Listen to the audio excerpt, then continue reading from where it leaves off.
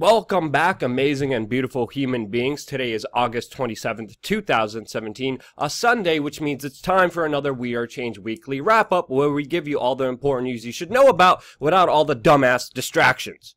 And this week was pretty crazy, and we're going to get into just another country that Donald Trump has threatened war with, very important legal court battles with H3H3 and Sargon of Akkad, more legal trouble for Wasserman Schulz, a lot more, and oh yeah, just the utter destruction of freedom of speech, self-expression on something that used to be the free and wide open internet. But let's start today's broadcast with, just the next potential war. This is just as the president of Venezuela, Maduro, said that relations between the US and Venezuela are at the lowest point ever. And right now, the Venezuelan president is readying his military, launching massive military war games, and organizing civilian volunteers for the next potential conflict between the United States. And why is this happening?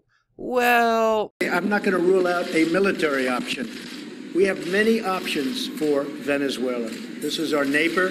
This is, we're all over the world, and we have troops all over the world in places that are very, very far away.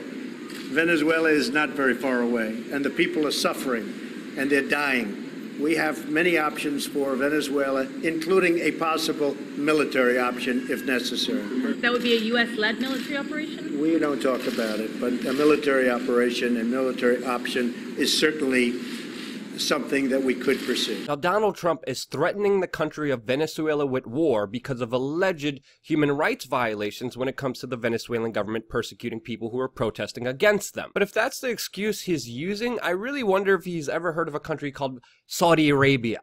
Now, of course, many Latin American countries have rejected Donald Trump's military threat against Venezuela, and Donald Trump wasn't lying when he said he has the U.S. military all around the world, as we just found out yesterday, where one soldier is missing after a U.S. Black Hawk helicopter crashed off the coast in Yemen. And my response to that is, why the hell are U.S. soldiers in Yemen in the first place fighting alongside Saudi Arabia and Al-Qaeda against the mainly Iranian Houthi Shia rebels in that country, a war that has caused mass human suffering, starvation, and incredible human rights violations that yet again show the double-sided hypocrisy of U.S. foreign policy as perpetrated and continued by Donald Trump. And I'm sorry, Trump supporters, but you have to wake up to the cold reality and the facts of who Donald Trump promised he would be and who he is right now as President of the United States. And now moving on with more horrible Donald Trump news, and now moving on with more horrible moves made by Donald Trump, we have Congress that just passed a bill allowing warrantless searches of homes in the United States. A bill that was just signed into law by Donald Trump. And very interestingly, the US mainstream media that harps on Donald Trump when he eats 2 scoops of ice cream, for some reason at large has forgot to criticize him on him getting rid of our basic human rights that now affect the people of Virginia, the state of Maryland, and of course people living in the District of Columbia, where now police could search your home without a warrant and violate your basic freedoms that are supposed to be protected underneath the US Constitution. And I think that should put some things in perspective to who the mainstream media actually acts for, what purpose they serve, and how ultimately they have a very clear-cut agenda, and it is not the agenda that benefits you, me, and everyone else here. And now in this new digital day and age, it's not just the government that we have to worry about suppressing our freedoms, it's a lot bigger of an entity called the corporatocracy. As we know, freedom of speech is the basic core principle behind the United States, but we're slowly seeing our freedom of speech being taken away by conglomerate monopoly organizations like Alphabet, who with Google and YouTube are increasing the velocity of online censorship, as we're hearing that Google has just begun its biggest ever crackdown on supposed extremist content and extremist YouTube videos from alleged KKK and ISIS members. But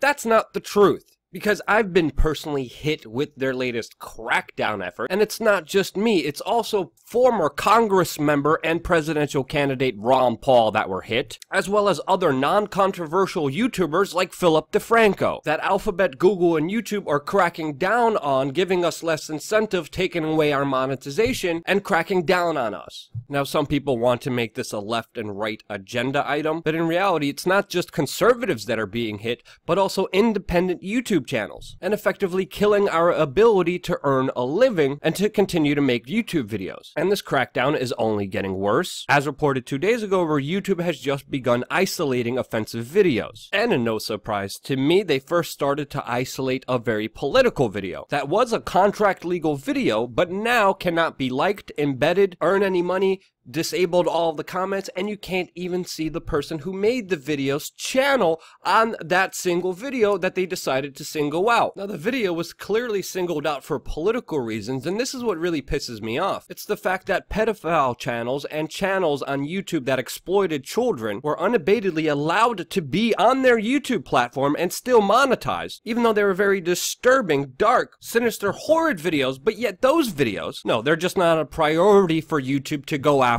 and censor, which shows you exactly what this purge and this crackdown is all about. Now, there's a very important lesson that we all need to learn from everything that's happening right now, and that is the fact that I may not agree with some people on YouTube and their opinions, but as long as they're not exploiting or hurting children, I would always stand up for the opinions and arguments that I disagree with to be heard, because that is the only way to develop and evolve society and humanity, is to even hear out the stupid opinions online. And once you start supporting laws and policies that suppress any ideas that you think are bad, when you silence those people you disagree with, those same policies and laws could be used against you. And it's not just censorship against the right that is happening, there's a bigger play being made here by the establishment. As we've seen Germany that now banned a far-left website that they accuse of promoting violence. We're also seeing laws being changed in England that are making online hate crimes to be treated just as serious as offline offenses. We're also seeing similar initiatives being pushed by local governments here in the United States. And ultimately, what's happening is the mainstream media emotionally manipulates the public, dividing and conquering people against nationalities, against races, against sexes, making us fight amongst ourselves, to the extent where people on the left and right are going to government and saying, yes, restrict their freedom of speech, take away their power to speak, take away their power to communicate their horrible, bad ideas. And the government's like, well, yeah, we would gladly take away more freedom away from these people for you.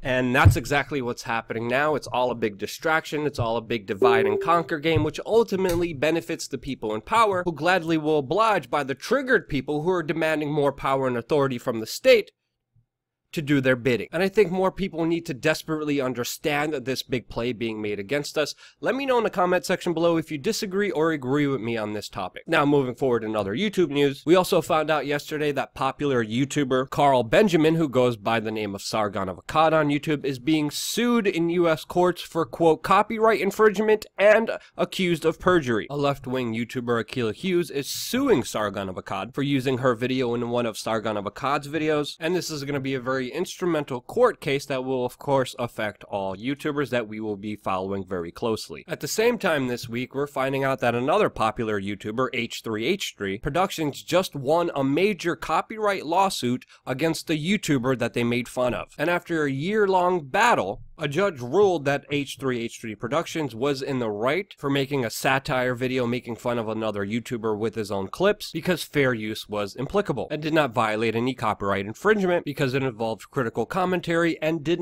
was not a market substitute to the original YouTuber who was made fun of. Now, of course, H3H3 made a video about this that gathered 3 million views in over 12 hours, which exposed how YouTube's trending homepage is being completely manipulated, which is not a surprise to me that Alphabet, Google, and YouTube would actually do this, since I think it's clear now that they really don't have any ethical or moral background as a company. Now, moving forward in other news, this week we also saw the resignation of nationalist and White House advisor Sebastian Gorka, which of course many people see as another successful victory for the, quote, deep state, as allegedly another anti-globalist person has been purged from Donald Trump's administration. Now, the former White House advisor will now join a joint venture with Breitbart News to supposedly, quote, create the platform for a true Jacksonian national foreign policy agenda. How more anti-war, anti-interventionist policymakers are being purged from Donald Trump's administration, and a closer realignment of Donald Trump's administrations towards globalists and warmongers like H.R. McMaster, which from my understanding is a very bad sign to the more military-prone and military-aggressive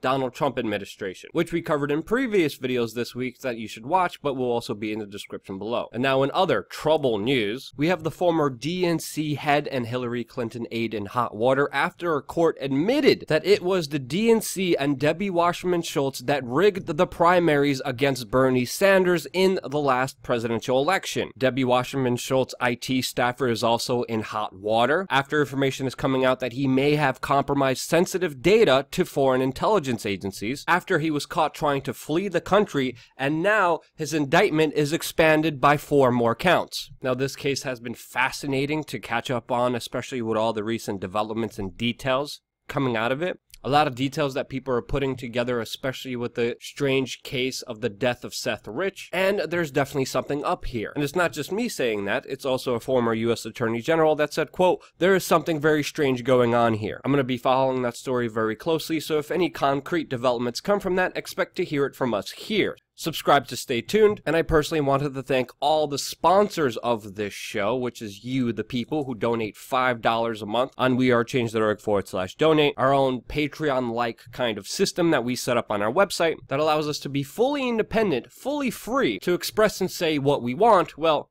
unless YouTube cracks down on us even more, which is expected. But before we leave today's broadcast, I just wanted to end that I'm not really that worried about it.